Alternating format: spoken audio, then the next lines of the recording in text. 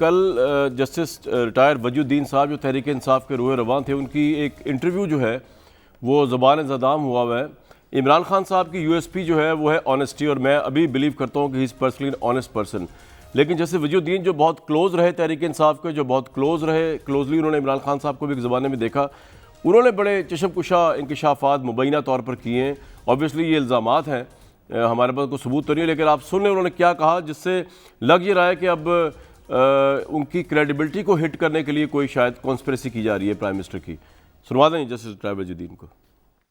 ये सोच बिल्कुल गलत है कि इमरान खान कोई दयानतदार आदमी। इमरान खान की सूरत हाल ये है कि उन्होंने साल से कभी अपना घर खुद नहीं चलाया। इब्तिदा के अंदर ये जहांगीर तरीन वाले लोग 30 लाख रुपया माहवार वहाँ दिया करते थे। फिर ये हुआ कि जी ये 30 लाख के अंदर नहीं चलेगा, 50 लाख रुपया माहवार वहाँ देना शुरू किया। अब उनके पास गाड़ी हो तो फ्यूल से भरी हुई होनी चाहिए, उनकी जेब में पैसा हो या ना हो, दूसरे सारे लोग जो हैं वो पेमेंट करने के लिए एक दूसरे से सबकत ले जाने वाले हों। एक हमारे साथी थे पीटीआई में, उन्होंने ये कहा कि वो शख्स जिसके जूते के लेस भी अपने नहीं हैं, वो अपने आप को ईमानदार कैसे कह सकता है। तो ये माली नौयत की भी जो बदउनवानियां हैं, ये मत समझिए कि वो कोई दयानतदार आदमी। इस तरह के बहुत सारे लोग थे जो कि पार्टी में फंडिंग किया करते थे, बहुत सारे इदारे थे जो पार्टी में फंडिंग किया करते थे। ये पैसे जो मैंने जिसका तर्ज किया, ये तो बनीगाला चराने के लिए आते थे, घर चराने के लिए आते थे। इनके कहने का मतलब ये है कि ये तो घरेलू करप्शन थी, इसके अलावा जो पार्टी फंडिंग है उसमें भी शायद मुबैना तौर पर बहुत खुदबुर्द हुआ। हम जानते हैं कि पार्टी फंडिंग, फॉरेन फंडिंग का केस खास तौर पे इलेक्शन कमीशन चला है। फवाद चौधरी साहब ने आज जवाब दिया वजूद्दीन साहब को, वो भी सुन लें। वजूद्दीन अहमद साहब इस तरह के कई मसखरे फिर रहे होते हैं जो अपनी अहमियत बनाने के लिए इस तरह की बातें करते हैं। इनको इनके घर वाले भी नहीं पहचानते, तो इस बहाने है कि आप लोगों की तवज्जो आ जाती है, तो इन मसखरों पर इतनी तवज्जो देने की जरूरत नहीं होती। ज़रताज गुल साहिबा, सेनेटर मुसद्दिक मलिक साहब, लेफ्टिनेंट रिटायर्ड अमजद शुएब साहब। ज़रताज गुल साहिबा, आपका भी बड़ा एक्सपीरियंस रहा है इमरान खान साहब को ऑब्वियसली सियासी तौर पे करीब से देखने का। वजूद्दीन साहब की जो गुफ्तगू है, आपके ख्याल में इसमें कोई सदाकत है या कोई कॉन्स्पिरेसी है, या वैसे ही ये बात कर रहे हैं? आपने कैसा पाया इमरान खान साहब को ऑनेस्टी को लेकर उनकी?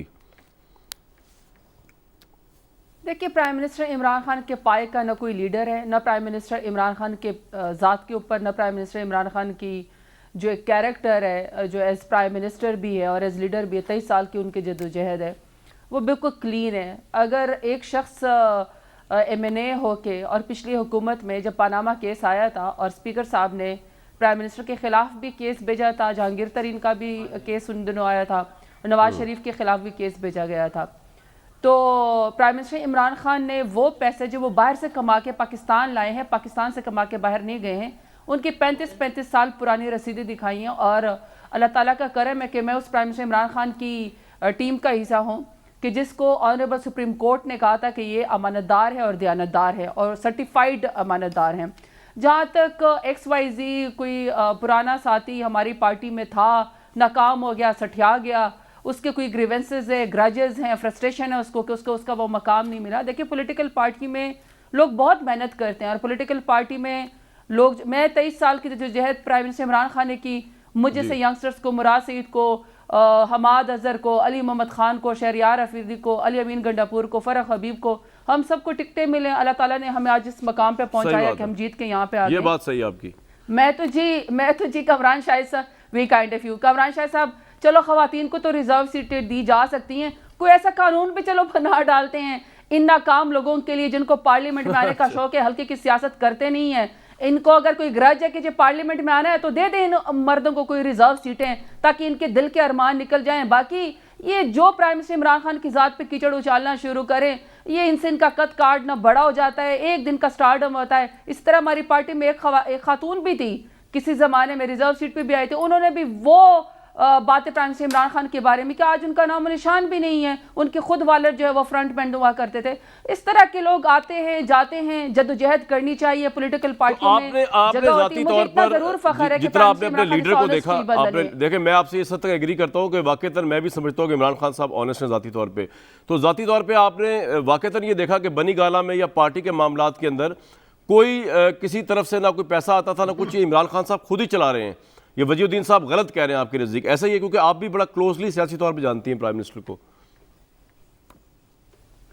देखिए मैं तो फिर वही कह रही हूँ ना कि अगर उनको एक दो और भी हैं, उनको भी बड़ी फ्रस्ट्रेशन है कि उनको वो मकाम नहीं मिला। देखिए कामरान शाहिद साहब, बात समझने की क्या है, बात समझने की है कि पॉलिटिकल पार्टीज में लोग मेहनत करते हैं, कुछ की उम्रें गुजर जाती हैं, कुछ को हमारी तरह होते हैं कि 10 साल में अल्लाह ताला जो है वो कैबिनेट का मिनिस्टर बना देता है, क्योंकि हम जीरो से स्क्रैच करके अपनी इंसाफ स्टूडेंट फेडरेशन से मेहनत करके यहाँ तक पहुंचते हैं। कुछ लोगों के लिए रिजर्व सीट औरतों के लिए होती है, मर्दों के लिए नहीं होती। मैं कहां से उनके लिए सीट क्रिएट करूं? फिर उनका दिल तकलीफ में होती है और वो जाके प्राइम मिनिस्टर इमरान खान के ऊपर बोलना शुरू करते हैं। लेकिन मुझे इतना फख्र है कामरान शाहिद साहब, जी मैं सिर्फ एक लास्ट पॉइंट, एटलीस्ट मुझे इतना फख्र जरूर है कि देखिए हमारी पार्टी में यंगस्टर्स आते हैं, ये किसी की गदी नशीनी नहीं है कि जो मेहनत ना करे वो जी उसको मुफ्त में कोई चीज मिल जाए, ऐसा नहीं हो सकता। मेहनत करे, पॉलिटिकल पार्टियों में वक्त लगता है।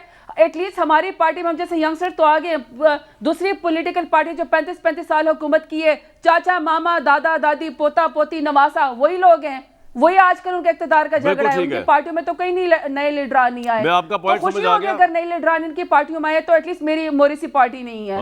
और ये जस्टिस पता नहीं क्या इन्होंने क्या फरमाया, कोई बात नहीं, छोड़े चलो, उनको माफ करें। 80% एग्री करता हूं आपसे मैं बातों से, 100% ना करूं, माफ कर दी है। चलो ठीक है जी, बहुत मेहरबानी। मुसद्दिक मलिक साहब, मुझे सिर्फ ये बता दीजिए कि एक यूएसपी जिससे आपका मुकाबला अगले इलेक्शन में इमरान खान साहब से होगा, उनकी पुअर गवर्नेंस अपनी जगह पर, उनकी महंगाई अपनी जगह पर, वो है इमरान खान की ऑनेस्टी।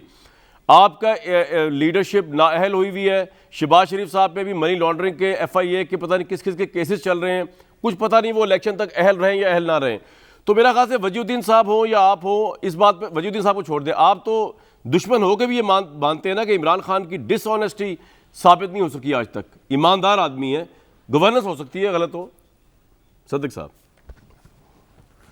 जी, मैं 2-3 चीज़ें आपके पास सामने पेश करूंगा। मेरा ज़ाती ख्याल है, ज़रा एको आ रही है, अगर आप ठीक कर सकें बड़ी मेहरबानी। भाई ये एको ज़रा ठीक कर दें मुसद्दिक साहब की यार। जी सर, लेकिन आप बोलना जरूर शुरू कर दें जी, एको करने की पूरी कोशिश ठीक कर रहे हैं। जी वो कोशिश उनकी नाकाम हो रही है। हमें बड़ी आपकी क्लियर वॉइस आ रही है। देखिए आप ना कान बंद करके बोलना शुरू कर दें। जी बड़ी मेहरबानी है। अच्छा ठीक है जी। देखें, बुनियादी तौर पे मैं ये समझता हूँ कि कुछ चीज़ें हमें सोचनी पड़ेंगी। पहली बात यह है कि अगर आप 1990 की दिहाई में चले जाएं तो आपको याद है कि काला धन सफ़ेद करने की एक स्कीम आई थी। तो आप ये देखिए कि उस काला धन सफ़ेद करने वाली स्कीम में किसने अपनी एसेट्स लंदन के जो हैं उनको सफ़ेद किया था, या अनडिक्लेयर्ड एसेट्स को सफ़ेद किया था।